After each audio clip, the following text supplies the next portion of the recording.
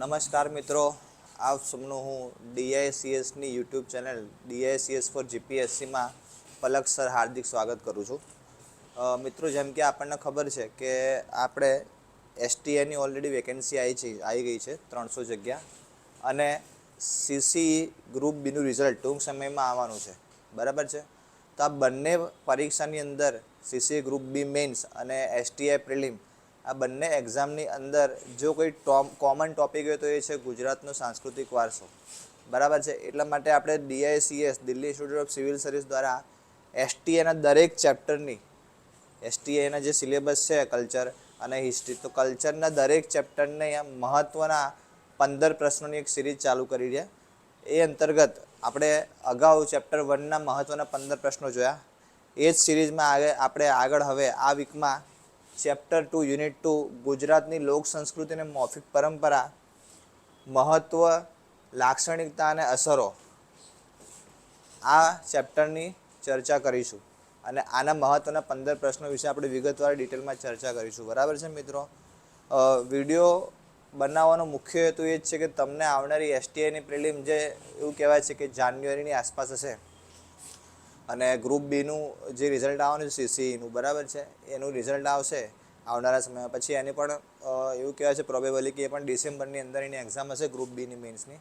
તો એ બંને એક્ઝામની અંદર આપના આઈડિયા આવે તમને લોકોને કે ભાઈ કેવી રીતે મારે આ પ્રશ્નોને ડીલ કરવાનો છે, કેવા પ્રશ્નો પૂછાઈ શકે, તો એવા મહત્ત્વના 15 પ્રશ્નો આપણે લીધા છે. બરાબર છે મિત્રો. એ અંતર્ગત જો જે ચેપ્ટર 2 છે ગુજરાતની લોક સંસ્કૃતિ અને મૌખિક પરંપરા, હવે પ્રશ્ન અહીંયા એ થાય મિત્રો કે લોક સંસ્કૃતિ શું છે?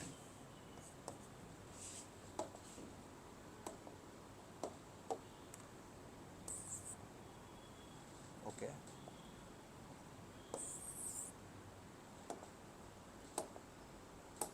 તો મિત્રો પ્રશ્ન એ થાય કે લોક સંસ્કૃતિ શું છે? તો ટૂંકમાં કહીએ, જેમ કે ચેપ્ટરનું નામ છે લોક સંસ્કૃતિ, બરાબર છે. તો લોક સંસ્કૃતિ શું છે કે ભાઈ લોકો જે જગ્યાએ રહેતા હોય, લોકો એટલે કે આપણે બધા, પણ લોકો રહેતા કઈ જગ્યાએ હોય કે જે જગ્યાએ હવા પાણી ખોરાક મળે ત્યાં. તમે જો રણમાં કોઈ રહેતું નહીં હોય, રહેતું હશે નદી કિનારે, બરાબર છે, કાં તો દરિયા કિનારે થોડી પબ્લિક જોવા મળશે. જેમ મેદાની પ્રદેશ છે ત્યાં, જ્યાં રોજગારીની તકો ઉપલબ્ધ છે ત્યાં, બરાબર છે, જ્યાં ખેતીવાડી હોઈ શકે. ખેતીવાડી પહાડોમાં થાય પણ એ ઓછી થાય, મેદાની ભાગમાં વધારે થાય. તો જે જગ્યાએ અનાજ પાણી આ બધું મળવાની શક્યતા હોય, રોજગારી મળવાની શક્યતા, ત્યાં પબ્લિક રહે, લોકો રહે. હવે એ લોકો જે રહે છે જે જગ્યાએ, ત્યાં પછી ધીમે ધીમે એ લોકોનું રહેણી કરણી, એમનો પોશાક, એમનો ખોરાક, એ જે ઉત્સવો મનાવે છે, ઉત્સવો તહેવારો, આ બધું ભેગું થાય એટલે એને કહેવાય લોક સંસ્કૃતિ. ખબર પડી ગઈ મિત્રો. અને મૌખિક પરંપરા, મૌખિક પરંપરા એટલે શું કે ભાઈ એ જે લોક સંસ્કૃતિ વિકસી, મેળાઓ, નૃત્યો, પોશાક, ખોરાક, રહેણી કરણી, તહેવારો, આ બધાને કારણે જે સંસ્કૃતિ વિકસી એની મૌખિક એટલે વાતચીત થાય, એ તમને ઉત્સવો જોવા મળે, બરાબર, તમને દેખાય વસ્તુ. જેમ કે નવરાત્રિ, તો નવરાત્રિ 9 દિવસ આપણે ગુજરાતમાં ઉજવીએ છીએ, બરાબર છે. ઉત્તરાયણ તો ઉત્તરાયણ 2 દિવસ ઉજવીએ છીએ. હોળી તો હોળી આપણે અહીંયા થાય છે, બરાબર છે. રક્ષાબંધન તો ભાદરવી પૂનમે થાય છે. તો એ બધું જે થાય છે એ આપણે જોઈએ છીએ, એ મૌખિક પરંપરા કહેવાય. હવે એ અંતર્ગત હવે એનું મહત્ત્વ શું છે, એની લાક્ષણિકતા શું છે, એના મહત્ત્વના લક્ષણો હોય, એ લક્ષણો પરથી કેટલાક પ્રશ્નો બન્યા જીપીએસસીના પરથી પ્રશ્નો બનાવે અને પૂછે. એટલે આપણે આની અંદર જીપીએસ અને કેટલાક જૂના પ્રશ્નો બી લીધા છે અને કેટલાક પ્રશ્નો આપણે જાતે પણ બનાવ્યા છે. બરાબર છે મિત્રો. તો શરૂ કરીએ આપણો પહેલો પ્રશ્ન. પ્રશ્ન એ છે કે હુડીલા સોરેગાન કયા નૃત્યમાં ગવાય છે? બરાબર. પહેલો ઓપ્શન છે ધમાલ. ધમાલ નૃત્ય છે ને મિત્રો, એ સીધી આદિવાસી જાતિ છે. ગીરની અંદર, અમરેલી છે ગીર, જંબુસર, તો એ ઝેરના જંગલમાં વસે છે, બરાબર છે. હવે એ લોકો ક્યારે પણ હુડીલા સોરેગાન ગાતા નથી. શિકાર નૃત્ય છે મિત્રો વલસાડનું છે. વલસાડના આદિવાસીઓ, ધરમપુરના આદિવાસીઓ છે ને, જ્યારે તમને ખબર છે કે ડાંગ, વલસાડ આ બધું છે ને, એ જગ્યાએ ગ્રીનરી વધારે છે. 50%થી ઉપર ભાગ એ પ્રાકૃતિક રીતે આખો ફેલાયેલો છે. એટલે ત્યાંના લોકો ઉત્સવ કરવા માટે એક શિકાર નૃત્ય કરે. શિકાર નૃત્યમાં કેવું હોય કે જે લોકલ આદિવાસી મિત્રો છે આપણા, એ લોકો તીર, કામઠા, બાણ ને બધું લઈને જાય. જોડે જોડે 2-4 લોકો બી હોય જે ઢોલ વગાડતા હોય. અને એ લોકો જંગલમાં જાય, જંગલમાં જઈને કોઈનો શિકાર કરતા હોય એવું દ્રશ્ય ઊભું કરે. શિકાર કરતા નથી, કેમ કે આપણા આદિવાસી મિત્રો એ પ્રકૃતિ પ્રેમી છે, પણ એવું ઊભું કરે ને એવું દેખાડે આપણને કે ભાઈ અમે શિકાર કરવા જઈ રહ્યા છે ને આખું તીર કામઠાલીને એ લોકો આમ તીર કામઠાલીને જઈ જ રહ્યા આવી રીતે એમ, બરાબર. એમ પાછળ ઢોળ વગાડતા વગાડતા 4-5 લોકો જોઈ, એટલે આપણને દ્રશ્ય એવું લાગે કે હમણાં શિકાર કરશે, ને પછી ત્યાં એ લોકો નૃત્ય કરે, બરાબર છે. તો એ શિકાર નૃત્ય વલસાડનું છે, જેમાં ઉડીલા સોરેગાન ગવાતું નથી. મેરાયો બનાસકાંઠાનું છે, અને મેરાયો નૃત્યની અંદર ઉડીલા સોરેગાન ગવાય છે. DY પરીક્ષામાં પ્રશ્ન પૂછાઈ ચૂક્યો છે. અને મેરાયો નૃત્ય કોનું છે? તો મેરાયો નૃત્ય છે ને મિત્રો, એ ઠાકોર સમાજનું છે. ઠાકોર સમાજના ટોટલ 3 જ નૃત્યો છે ગુજરાતમાં જાણીતા. એની ટ્રીક છે ઠાગા મેં રૂમાલ. આટલું યાદ રાખશો એટલે 3 આવી ગયા. 3 ઠાગા એટલે ઠાગા નૃત્ય, મેં ઉપરથી મેરાયો, અને રૂમાલ ઉપરથી રૂમાલ નૃત્ય. તો આ 3 નૃત્યો ઠાકોર સમાજના છે. ઠાકોર સમાજના આના સિવાય કોઈ પણ નૃત્ય નથી. તો તમને એવું પૂછે કે ભાઈ ઉડીલા સોરેગાન છે એ કઈ જાતિનું છે? તો આવે ઠાકોર જાતિનું આવે, બરાબર છે મિત્રો. તો આ તો પ્રશ્ન 1. હવે આગળ વધીએ પ્રશ્ન 2. ઓકે, તો મિત્રો જેમ કે આપણે વાત કરી, બરાબર છે, કે ગીરના જંગલમાં સીધી માનવ સમુદાય દ્વારા થતું નૃત્ય કયું? તો કે ધમાલા. શિકાર તો વલસાડનું તમને કીધું, અને મેરાયો તો હમણાં તમને કીધું કે ઉત્તર ગુજરાતના ઠાકોરનું છે. હવે આ ધમાલ નૃત્ય જો તમને ખબર છે, એ ધમાલ નૃત્ય શું છે, એમાં થાય છે શું ખબર છે? કે એક્ઝેક્ટલી આ લોકો છે ને દર મહિનાની બીજ હોય અથવા પેલું પૂનમ હોય, અમાસ હોય, આવા જે દિવસો છે એવા દિવસે આ લોકો ધમાલ નૃત્ય કરે. હવે એમાં કરે શું ખબર? આ લોકો કે એ લોકો જંગલની અંદર, ગીર આખું જંગલ છે તમને ખબર છે, એની અંદર આ સીધી સમુદાય વસે છે. જંગલની અંદર કોઈ શિકાર મળે તો શિકાર મળવાની ખુશીમાં આ લોકો સાંજે એક જગ્યાએ ભેગા થાય, અને ભેગા થઈને તે જે શિકાર જે છે એનું એ લોકો શું કરે? ભોજન ગ્રહણ કરે. એની પહેલાં એને પકાવે ને બધું જે પ્રક્રિયા થતી હોય બધી કરે. તો જ્યારે આ બધી પ્રક્રિયા થતી હોય, જે પશુને મારીને લાવ્યા હોય જે શિકારને, બરાબર, ત્યારે આજુબાજુ એ લોકો હા હા હોહા હીહી એવું જે આદિવાસી સમુદાય જે છે, બરાબર, જંગલમાં રહેતો હોય એવું બધું કરીને ડાન્સ કરતો હોય, બરાબર. ત્યારે જે ડાન્સ કરતો હોય એને એ જે નૃત્ય છે એને કહેવાય છે ધમાલ નૃત્ય, બરાબર છે. અને આની અંદર એક મશીરા કરીને બી આવે છે, બરાબર. જેમાં કેવું હોય છે કે જે નાળિયેર હોય ને, નાળિયેરની કાચલીની અંદર 4-5 કોડીઓ, આપણે નાનપણમાં કોડી રમતા હતા ને, બસ એવી કોડી ભરે, અને એની ઉપર લાલ કે લીલું કપડું વીંટાળી દે, અને પછી એને વગાડે એટલે અવાજ આવે. વચ્ચે શિકારો જે હોય, જે શિકાર કર્યો હોય જે પશુનો, એ વચ્ચે એનું બધું રાંધવાનું ચાલતું હોય. આજુબાજુમાં બધા સમુદાયના લોકો આ જે કાચલીવાળું આ જે મશીરા વગાડતા ડાન્સ કરે, અને આખું નૃત્ય છે ધમાલ નૃત્ય. ક્લિયર છે મિત્રો? નેક્સ્ટ, સૌરાષ્ટ્ર અને કચ્છના ચારણોમાં જંતર દેવી વાદ્ય છે. ચારણો જંતરને કયા ભગવાનનું સ્વરૂપ માને છે? મિત્રો આ સમજો. ચેપ્ટરનું નામ છે ગુજરાતની લોક સંસ્કૃતિના મૌખિક પરંપરા, મહત્વની લાક્ષણિકતાઓ અને અસર.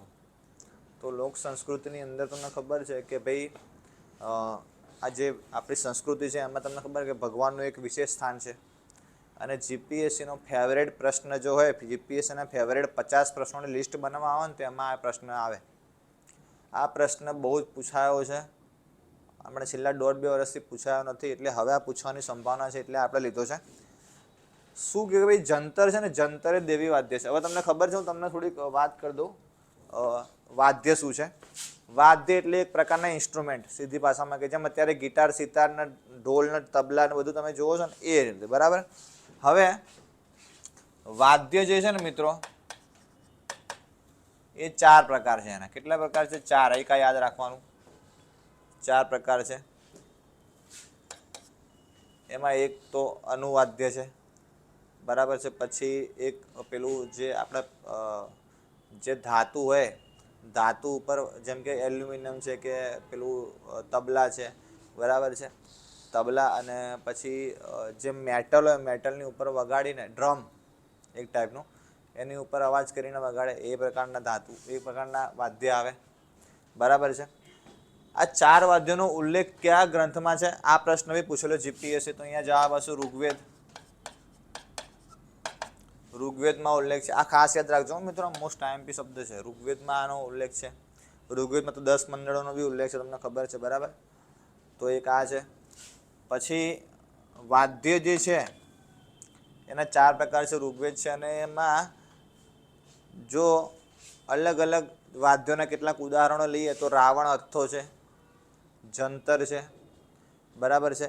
એ સિવાય ઘૂઘરા, રમઝોડ બરાબર છે, ઢોલ, તબલા બરાબર. ઢોલ અને તબલા જે છે એ ચર્મ વાદ્યમાં આવશે બરાબર છે. તો એક આ શબ્દ તમારે યાદ રાખવાનો છે બરાબર છે. હવે પ્રશ્ન શું છે કે જંતર છે દેવી વાદ્ય છે, એ કચ્છના ચારણો માને છે. દેવી એટલે ભગવાનનું આપેલું વાદ્ય છે એવું આ લોકો માને જંતર. તો પહેલાં તો સેન્ટેન્સ પહેલું લખ્યું છે ને એ બી પ્રશ્ન આખો સેન્ટેન્સ એવું છે કે સૌરાષ્ટ્ર અને કચ્છના ચારણોમાં ખાલી જગ્યા દેવી વાદ્ય છે. તો જવાબ આવે જંતર બરાબર. જંતર અહીંયા આવી ગયું એટલે પહેલો પ્રશ્ન એ બન્યો. બીજો પ્રશ્ન છે ને તમારો શું છે કે ભાઈ કયા ભગવાનનું સ્વરૂપ માને છે? બ્રહ્માનું આવું કોઈ વાદ્ય છે જ નહીં. બ્રહ્માનું એક અસ્ત્ર છે જેને બ્રહ્માસ્ત્ર કહેવાય છે. વિષ્ણુ ભગવાનનું બી કોઈ વાદ્ય નથી. સૂર્યનું પણ કોઈ વાદ્ય નથી. રુદ્ર ભગવાન શિવનું આ વાદ્ય છે બરાબર જંતર. તો જ્યારે આ પ્રશ્ન પૂછાયેલો પીઆઈની પરીક્ષામાં અને ભૂતકાળની જે ડીવાયએસન ક્લાસ 1-2માં એની અંદર ઓપ્શન આપેલું રુદ્ર. રુદ્ર એટલે ભગવાન શિવનું એક નામ બીજું છે. એટલે આમાં શંકર કે શિવ લખેલું હોય તો પણ સાચું માનવું અને રુદ્ર લખેલું તો ઓલરેડી સાચું માનવાનું જ છે બરાબર છે આપણો. તો આ એક પ્રશ્ન થયો.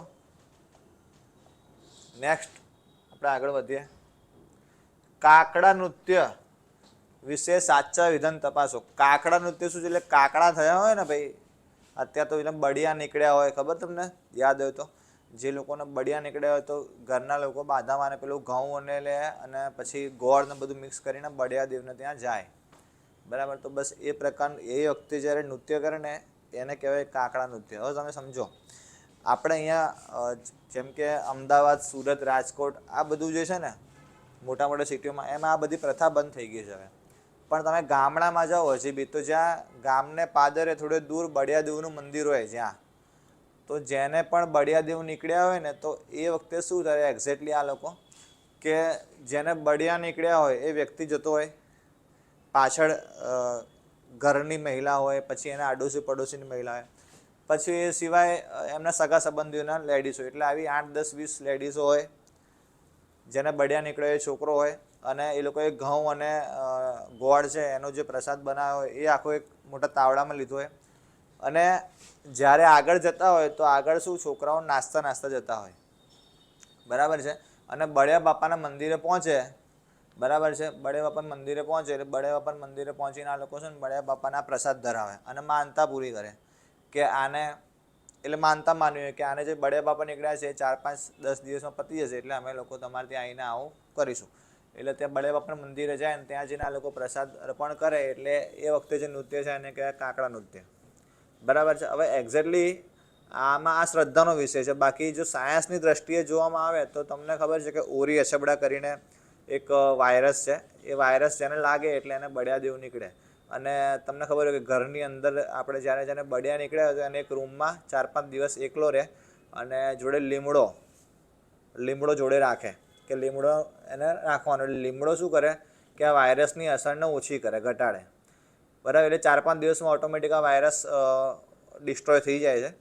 અને ધાર્મિક રીતે જોવા જઈએ બરાબર છે તો તમને ખબર છે કે ભીમ છે મહાભારત કાળમાં, તો ભીમનો છોકરો હતો ઘટોત્કચ અને ઘટોત્કચનો જે છોકરો હતો બરાબર છે બભ્રુવાહન, એ બભ્રુવાહન જ અત્યારના બળિયા દેવ છે બરાબર છે.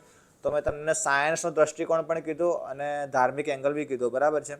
એટલે આમ જોવા જઈએ તો આ બધો શ્રદ્ધાનો એક વિષય છે બરાબર. તો આ જે પ્રશ્ન છે એમાં શું છે કે તે જનજાતિ નૃત્ય છે. હા, જનજાતિ નૃત્ય બી છે.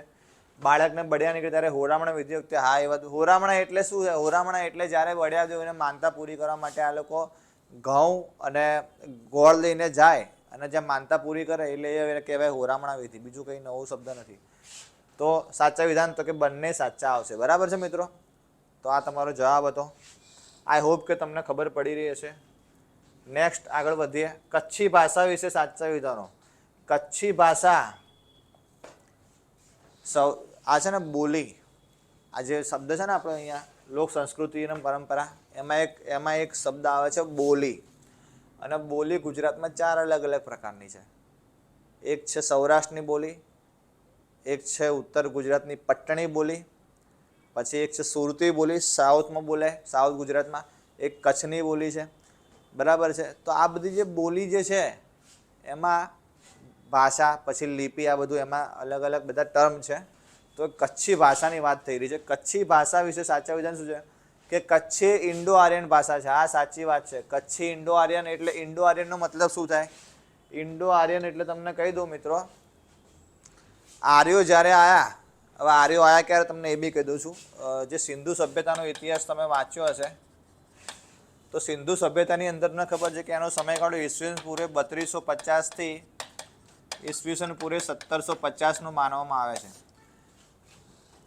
ઈસવીસન પૂર્વે એટલે અત્યારે 2024ની ચાલે છે. 2024ની સાલમાં 1750 ઉમેરીએ એટલે એપ્રોક્સિમેટલી આજથી 4000 વર્ષ પહેલાંનો સમયગાળો. એટલે ત્યાંથી શરૂ કરીને એના બી તમારે આગળ જવાનું 1750 32 એટલે બીજા 1500, એટલે 4000નો બીજા 1500 તો 5500, એટલે આજથી 5500 વર્ષ પહેલાંથી શરૂ થઈને 4000 વર્ષ સુધીનો સમયગાળો છે એ સિંધુ સભ્યતાનો સમયગાળો. અને એના પછી જે સમયગાળો શરૂ થયો ઈસવીસન પૂર્વે 1600 થી ઈસવીસન પૂર્વે 600, આ સમયગાળો કહેવાય છે વૈદિક યુગ,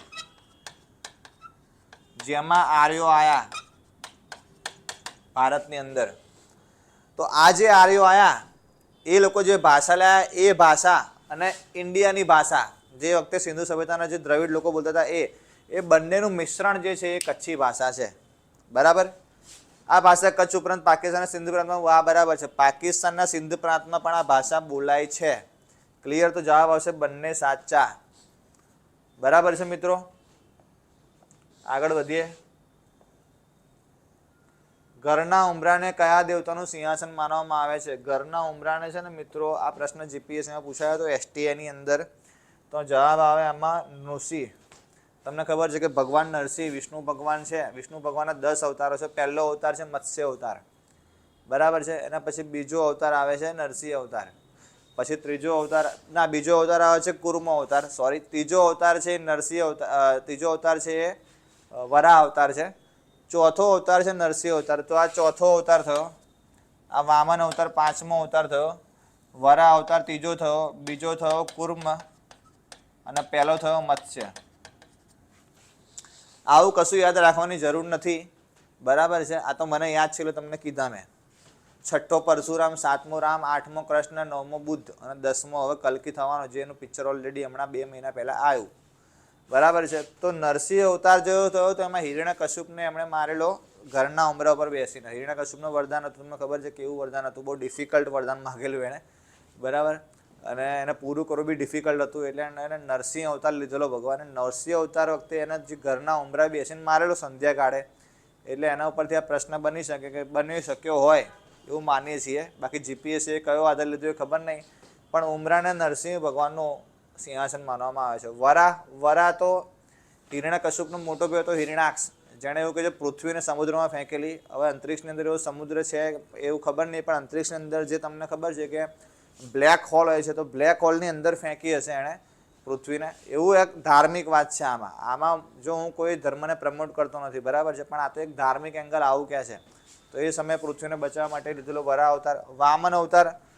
વામન અવતારમાં તમને ખબર છે કે ભાઈ હિરણ્યકશ્યપનો છોકરો હતો પ્રહલાદ, પ્રહલાદનો હતો વિરોચન, વિરોચનનો હતો બલિ.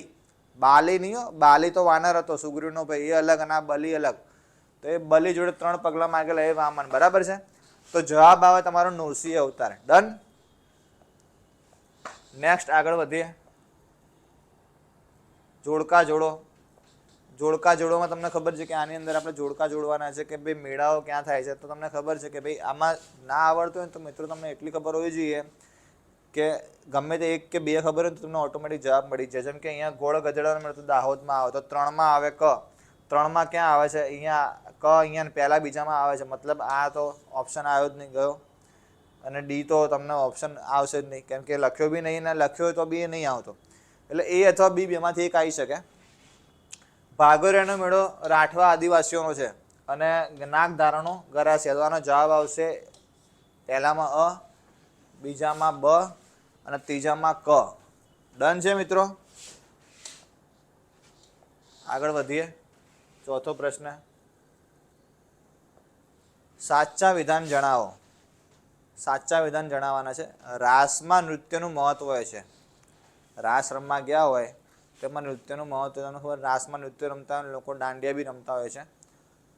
ગરબા રમીને થાકી જાય પછી રાસ રમે છેલ્લે રાતે 3-4 વાગ્યા હોય ત્યારે. એ બી છેલ્લા 2-3 દિવસોમાં. શરૂમાં 4-5 દિવસ તો ખાલી ગરબા જ રમીને 12 વાગે બધું બંધ થઈ જાય. રાસમાં સંગીતનું પ્રધાન. બંને વાત સાચી છે તો જવાબ આવશે બંને સાચા. બરાબર છે. તમને ખબર છે કે રાસ છે ને એ રાસનો પ્રકાર કોણે ફેમસ કર્યો તમને ખબર છે મિત્રો? રાસનો પ્રકાર જે છે ને ભગવાન કૃષ્ણની પુત્રવધુ હતી ઉષા. ઓખા હરણ નામની એક આખી કથા છે. ક્યારેક ટાઈમ મળશે તો તમને ડિટેલમાં કહીશ. એ ઉષાએ જે પ્રકાર નક્કી કર્યો એ રાસડા, એ રાસ. બરાબર છે. અને ગરબા તો ગર્ભદીપ પરથી આવ્યો છે આખો. બરાબર છે. અને રાસ કૃષ્ણ ભગવાન બી રમતા હતા, તમને ખબર જ છે. ઓકે, હવે નેક્સ્ટ. અચ્છા, એક તમને ખબર છે કે આપણે Delhi institute of civil service DICS, તો DICSની અંદર મિત્રો છે ને આપણે ઓફલાઈન અને ઓનલાઈન બંને બેચો ચાલતી હોય છે. તો તમે ઓફલાઈન છે ને આપણે DICSની અંદર દર મહિને જ શરૂ થતી બેચ છે. ઓફલાઈન બેચ દર મહિને શરૂ થાય છે. અને ગુજરાતની અંદર ટોટલ 4 બ્રાન્ચો છે અમારી: અમદાવાદ, સુરત, વડોદરા અને ગાંધીનગર. તો જો તમારે ઓફલાઈન એડમિશન લેવું હોય DICSમાં તો તમે ઓફલાઈન એડમિશન તમે નજીકના 4 સિટી જે છે અમદાવાદ, ગાંધીનગર, સુરત, વડોદરામાં રહેતા હોય તમે લઈ શકો છો. અને તમને ખબર છે કે અમારે DICSની અંદર વેલ ક્વોલિફાઈડ સ્ટાફ છે. ઇન્ફ્રાસ્ટ્રક્ચર પણ બહુ સારું છે. તમને સારું નોલેજ પણ આપવામાં આવશે અને તમારા સપનાઓ પૂરા કરવામાં અહીંયાની ફેકલ્ટી જે છે એ તમને મદદ કરશે. તમામ ફેકલ્ટીને 4 થી 5, 10 વર્ષનો એક્સપિરિયન્સવાળી ફેકલ્ટી પણ છે. બરાબર આપણી આગળ. અને આપણે 22 સપ્ટેમ્બરે નવી બેચ શરૂ થઈ રહી છે તો તમે એડમિશન લેવું હોય તો લઈ શકો છો. બરાબર છે મિત્રો? Thank you.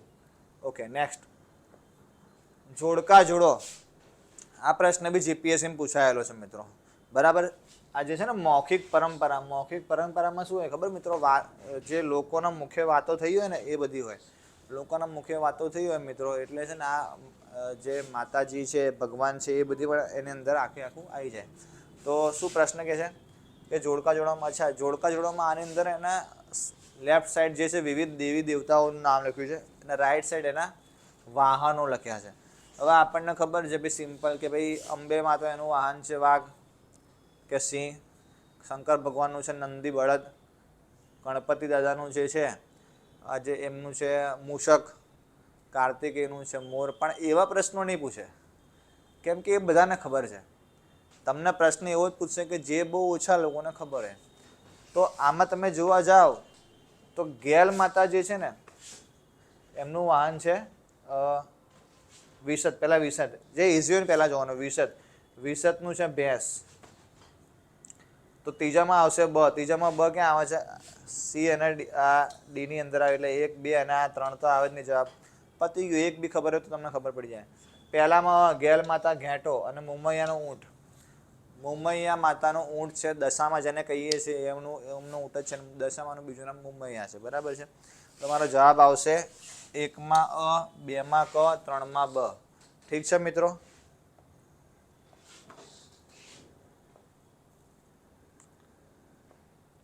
કયો રાગ વહેલી સવારે ગાવામાં આવે છે?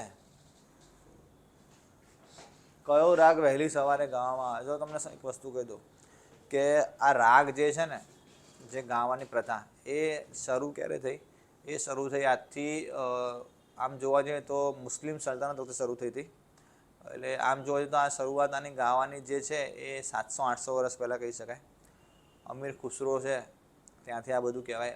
ચિસ્તી પરંપરા મુસ્લિમોની બધી થઈ હતી. બરાબર છે. એટલે એ લોકો બી ઘણા રાગ લાયા. આપણા દેશના લોકો હતા જે ગવાયા એ લોકો પણ રાગ લાયા. એની થોડીક વાત કરીએ તો જે રાગ છે ને મિત્રો એ રાગના ઘણા પ્રકાર છે. એક તો અહીંયા મેઘ રાગ છે. મેઘ રાગ જે છે પહેલો, એનું બીજું નામ છે મલ્હાર રાગ.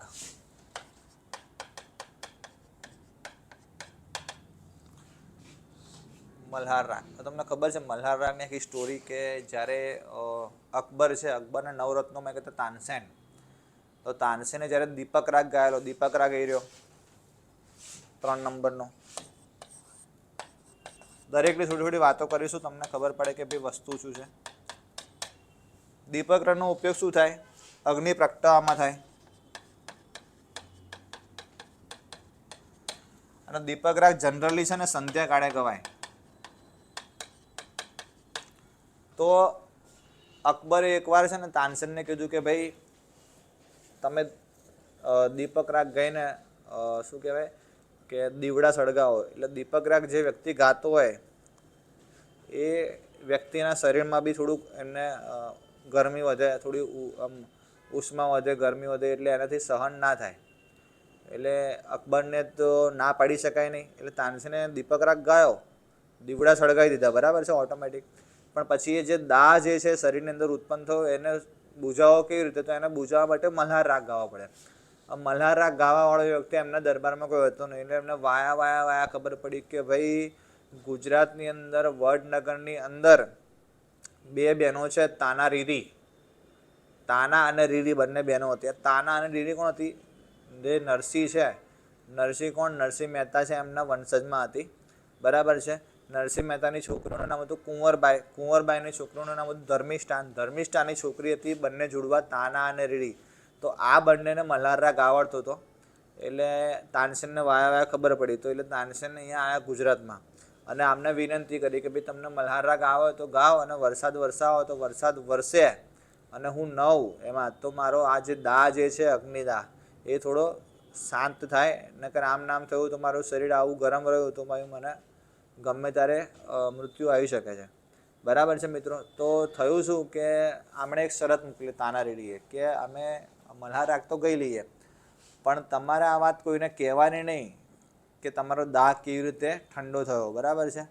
એટલે પહેલાં એ કીધું કે હા હું નહીં કહું એમ. પછી તાના રીરીએ મલ્હાર રાગ ગાયો. મલ્હાર રાગ ગાયો એટલે મલ્હાર રાગનો ઉપયોગ થાય વરસાદ વરસાવવા. તો મલ્હાર રાગ ગાયો તાના રીરીએ, બરાબર. આજથી 500 વર્ષ પહેલાંની ઘટના છે. મલ્હાર રાગ ગાયો, વરસાદ વરસ્યો, વરસાદમાં આપણે તાનસેનભાઈ નાયા અને પછી એમને જે દાહ હતો દીપક રાગનો એ ઠંડો થયો. એટલે હવે એમનું બોડી એકદમ નોર્મલ થઈ ગયું. ફરી પાછા એ દિલ્હી ગયા અને અકબરને ખબર પડી કે અકબરે પૂછ્યું એમને કે ભાઈ તમારે તો આવું થયું હતું, મેં એવું સાંભળ્યું તો અચાનક તમને બોડી એકદમ નોર્મલ કેવી થઈ ગયું એમ. તો એમને પેલી ના પડે તાના રીરીએ કે તમે કહેતા નહીં, પણ અકબરને ખોટું બોલાવીને નકર જો ખબર પડે તો પાછું જીવનું જોખમ આવી જાય. એટલે એમણે કીધું કે ભાઈ વડનગર છે ગુજરાતની અંદર, વડનગર જે છે એ જગ્યાએ 2 બહેનો છે તાના અને રીરી, એમને મલ્હાર રાગ ગાયો છે એના કારણે હું નોર્મલ થઈ ગયો છું. એટલે પેલી બંને તો ના પાડી હતી. એટલે અકબરે એવું કીધું કે ભાઈ એ બંનેને લેતા આવો. એ બંનેને લેવા માટે અકબરે સૈનિકો મોકલ્યા. એટલે બંને તાના અને રીરી બંને જે શર્મિષ્ઠ તળાવ છે વડનગરમાં, આજે બી શર્મિષ્ઠ તળાવ આવ્યું છે, તમે કોઈ દિવસ જાઓ તો તમે મુલાકાત લઈ શકો છો એ જગ્યાએ. તો વડનગરના શર્મિષ્ઠ તળાવમાં બંને કૂદીને આત્મહત્યા કરી લીધી. એટલે વડનગરનો જે શર્મિષ્ઠ તળાવ છે એના કિનારે તાના રીરી મહોત્સવ બી દર વર્ષે ઉજવાય છે, ગુજરાત સરકાર ઉજવે છે, બરાબર છે. તો એક સારી વાત છે. તો એક આખી ઘટના એ હતી. પછી દીપક રાગ આવ્યો, બરાબર છે. પછી એક માલકોસ રાગ છે, બરાબર છે. પછી ચોથો છે આયરો શ્રી રાગ, બરાબર છે. પછી 5મો છે ભૈરવ રાગ, 6ઠ્ઠો છે તોડી રાગ, બરાબર છે. તો આ બધા રાગના પ્રકાર છે. કયો રાગ વહેલી સવારે ગવાય? તો હું તમને કહું છું જે મેઘ રાગ છે ને, મેઘ રાગ જનરલી મધ્યરાત્રિએ ગવાય. મધ્યરાત્રિ એટલે રાતે 12 વાગ્યાની આસપાસ. શ્રી રાગ, દીપક રાગ સંધ્યાકાળે ગવાય દીવડા પ્રગટાવા. તોડી રાગ સવારે ગવાય, બરાબર છે. તો અને ભૈરવ રાગ એ રહ્યો ભૈરવ રાગ એ પણ સવારે ગવાય, બરાબર છે. તો આ કેટલીક રાગની વાતો હતી. તો પ્રશ્ન એ છે કે વહેલી સવારે ગવાય છે તોડી રાગ. તો જવાબ આવે તોડી રાગ, બરાબર છે મિત્રો. રાગ વિશે પ્રશ્ન પૂછાતા નથી, પણ જો પૂછે તો તમને આટલું નોલેજ તો હોવું જોઈએ, બરાબર છે. એટલે જો તમારે લખવો હોય તો તમે વિડીયોનો પોઝ કરીને લખી શકો છો, અને તમને જો જવાબો આવડતા હોય તો તમે કોમેન્ટમાં પણ લખી શકો છો. બરાબર છે મિત્રો. તો આઈ હોપ કે તમને ખબર પડી હશે અને લેક્ચરને એન્જોય કરતા હશો. નેક્સ્ટ, ચેટલા, ચમ, જો જેવા શબ્દો કઈ બોલીના છે? તમને ખબર છે કે લોક સંસ્કૃતિની મૌખિક પરીક્ષાની અંદર બોલી આવે. બરાબર. બોલીના પ્રકાર કીધેલા, ફરીથી રિપીટ કરી દઉં છું. ઉત્તર ગુજરાતની પટણી બોલી, દક્ષિણ ગુજરાતની સુરતી બોલી, સૌરાષ્ટ્રની બોલી, સૌરાષ્ટ્રમાં બી હાલારી બોલી, ગોહિલવાડી બોલી, બધી અલગ અલગ છે, ઝાલાવાડી બોલી, પછી કચ્છી બોલી. બરાબર છે. તો આ જે બોલી જે છે એની અંદર ચેટલા, ચમ, જો વગેરે શબ્દો કઈ બોલીમાં આવે? તમને ખબર છે મિત્રો, આ થોડુંક આ ગોખવાનો પ્રશ્ન નથી. આ એવા વ્યક્તિને જવાબ આવડે કે જે થોડુંક ગુજરાતમાં ફર્યો હોય, ગુજરાત ભ્રમણ કર્યું હોય થોડું ઘણું એમ, અથવા કોઈ ઉત્તર ગુજરાતનો વ્યક્તિ હોય. બરાબર છે. ઉત્તર ગુજરાતની અંદર બોલતો હોય, જતો હોય ને વ્યક્તિ, તો ત્યાં આ પ્રશ્ન આ બધું બોલાય કે ચો ગયો તો, ચ્યાં ગયો તો, ચમ કરે, શું કરે. આપણે કહીએ ને શું કરે, અમદાવાદમાં શું કે શું કરો છો? ઉત્તર ગુજરાતમાં તો કે ચમ શું કરો છો? ચેટલા, કેટલા છે? તો કે ચેટલા. બરાબર છે. તો આનો જવાબ આવે પટ્ટણી બોલી. શું આવશે મિત્રો? પટ્ટણી બોલી. અને તમને ખબર છે કચ્છી બોલી તો હમણાં વાત કરી, ઇન્ડો આર્યન ભાષા છે. સૌરાષ્ટ્રની બોલી, સૌરાષ્ટ્રની અંદર કેવું હોય ખબર તમને કે આપણે છોકરો હોય ને તો એને છોકરાના ગગો કહે, છોકરીને ગગી કહે. બરાબર છે. પછી દક્ષિણ ગુજરાતમાં તમે જાઓ તો પપ્પાને છે ને, આપણે કહીએ પપ્પાને પપ્પા, ડેડ, એવું બધું કહીએ. બાપુ કહેવાનું તો ભૂલી જ ગયા છે. બરાબર છે. તો પપ્પાને શું કહે ખબર છે? ડોહલો કહે સાઉથ ગુજરાતમાં. અને દાદાને કહે આજા બાપા. તો આ બધા શબ્દો છે. આ એક્ઝેક્ટલી આ મેન્સનો પ્રશ્ન છે. બરાબર છે. પણ આ થોડું પ્રિલિમમાં બી આ લોકો એકવાર પૂછેલું એટલે આપણે આ પ્રશ્ન બી લીધો છે. બરાબર. એટલે આપણો પ્રયાસ કેવો હોય મિત્રો કે દરેક પ્રશ્ન આવી જાય એટલે શું, દરેકને થોડો આઈડિયા આવે કે છે આવા પ્રશ્નો આ ચેપ્ટરમાંથી પૂછાઈ શકે છે. ડન છે મિત્રો?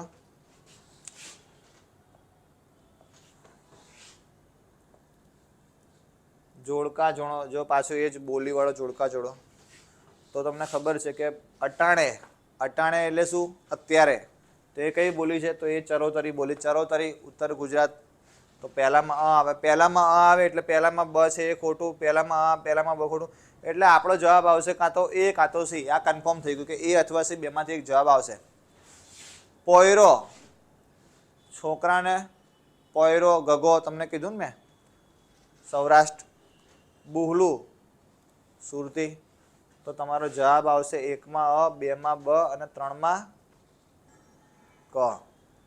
ડન છે મિત્રો? આગળ વધીએ. નેક્સ્ટ.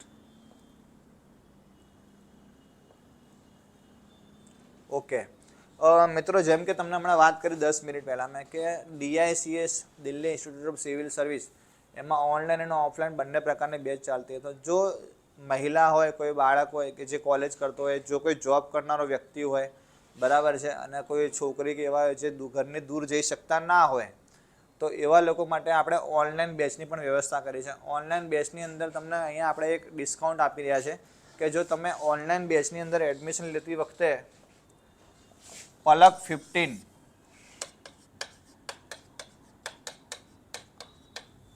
પલક મારું નામ છે, પલક 15 આ કોડનો ઉપયોગ કરશો તો તમને જેવું તમે એડમિશન લેશો ઓનલાઈન તો તમને flat 15%, 15% discount on the spot આપવામાં આવશે. બરાબર છે મિત્રો? અને તમને ખબર છે કે DICSની અંદર બધી ફેકલ્ટી વેલ ક્વોલિફાઈડ છે, બધાનો 5 વર્ષથી ઉપરનો એક્સપિરિયન્સ છે. બરાબર છે? અને ઘણા લોકો GPSC ઓલરેડી પાસ કરી ચૂક્યા છે, એવા લોકો પણ આપણે ભણાવવા આવે છે. બરાબર છે? ઇન્ફ્રાસ્ટ્રક્ચર બહુ સારું છે અને DICS હંમેશા વિદ્યાર્થીઓના હિત માટે કાર્ય કરી રહી છે. બરાબર છે? અને તમે નોલેજ તો જોવો જ છો કે દરેક ફેકલ્ટીનું કેવું, તમે વિડીયો જોવા જ હશે. તો આઈ હોપ કે તમને થોડો આઈડિયા આવ્યો હશે. બરાબર છે? તો જો તમે GPSCની તૈયારી કરવા માગતા હોય, ક્લાસ 1 2ની STIની કરવા માગતા હોય, બરાબર છે, તો તમારે ઓનલાઈન એડમિશન લેવું હોય તો તમે પલક 15 આ કોડનો ઉપયોગ કરશો તો તમને 15% ડિસ્કાઉન્ટ ઓનલાઈન એડમિશન વખતે તરત આપવામાં આવશે. બરાબર છે મિત્રો?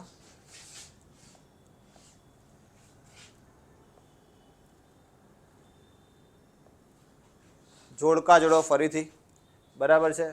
હવે મેળાઓ લીધા છે ભાઈ, કેમ કે લોક સંસ્કૃતિમાં મેળા પણ આવે. તો મેળામાં છે કે કયો ક્યાં યોજાય છે, અથવા કોઈ લોક સંસ્કૃતિમાં સનેડો પણ આવે.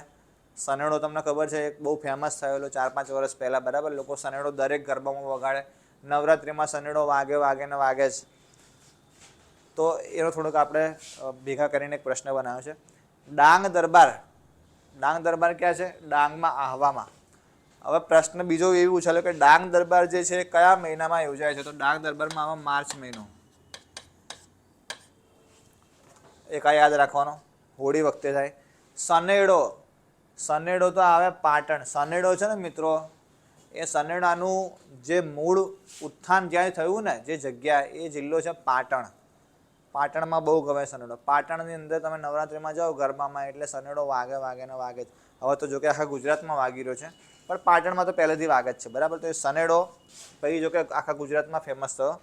તો એ તમે પાટણમાં સનેડોમાં પાટણ આવશે, ડાંગ દરબારમાં આહવા. આહવા એ ડાંગ જિલ્લાનું છે ને મુખ્ય મથક છે, બરાબર છે. એ સિવાય પલ્લી. પલ્લીનો મેળો ક્યાં આવે? તો પલ્લીનો મેળો આવે ગાંધીનગર. પલ્લી શું છે તમને એ કહી દઉં. દર વર્ષે નવરાત્રિના છેલ્લા નોરતે એટલે આસો સુદ નોમના દિવસે ગાંધીનગરના રૂપાલ ગામમાં આ પલ્લી ભરાય છે. પલ્લી છે ને વરદાયની માતાનું, તમને પૂછો કે કયા માતાજી જોડાય, તો વરદાયની માતા આવે. વરદાયની માતાથી જોડાયેલી છે. પાંડવોની જોડે એવું કહેવાય છે કે પાંડવો જ્યારે યુદ્ધ જીતીને આવ્યા હતા, પછી અહીંયા રૂપાલ ગામમાં આવ્યા, તો ત્યાં એમણે પલ્લીની શરૂઆત કરેલી, એવી એક માન્યતા છે. અહીં છે ને તમને ખબર છે, પલ્લીની અંદર જે વરદાયની માતાની પલ્લી નીકળે, તો આસો સુદ નોમની રાત્રે 12 વાગ્યાથી પબ્લિક આખો મેળો બહુ ભરાય, કેમ કે હું પોતે ગયેલો છું એટલે મને ખબર છે. અને રાતે 12-1 વાગે પબ્લિક આવવાની શરૂઆત થાય, તો સવારે 4-4:30 વાગે તો પલ્લી નીકળે. ત્યાં સુધી 3-4 કલાક મેળામાં બધા ફરતા હોય ને, એ બધું આખું ગામ આમ તમને લાગે કે આમ પબ્લિક પગ મૂકવાની જગ્યા ના હોય. અને દર આસો સુદ નોમની રાતે પલ્લીની અંદર 4 લાખ કિલો, આ શબ્દ 4 લાખ કિલો ઘી, ચોખ્ખું ઘી ચડાવવામાં આવે છે. 4 લાખ કિલો ઘી, ચોખ્ખું ઘી. બોલો, વિચારો તમે, બરાબર છે. અને મારું તો એવું માનવું છે કે જો તમે ગુજરાતમાં રહેતા હોય તો જીવનમાં એકવાર પલ્લીનો લાવો લેવો જોઈએ, જોવું જોઈએ, બરાબર છે મિત્રો. તો આમાં પહેલામાં અ આવશે, તો આ બ વાળો ઓપ્શન ગયો, આ બ વાળો ગયો.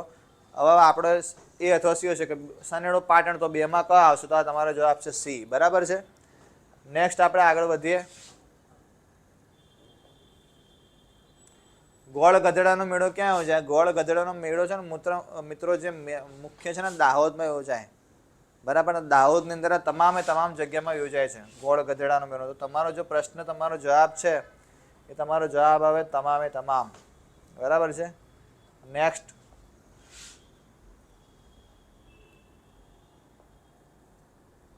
સાચા વિધાન જણાવો.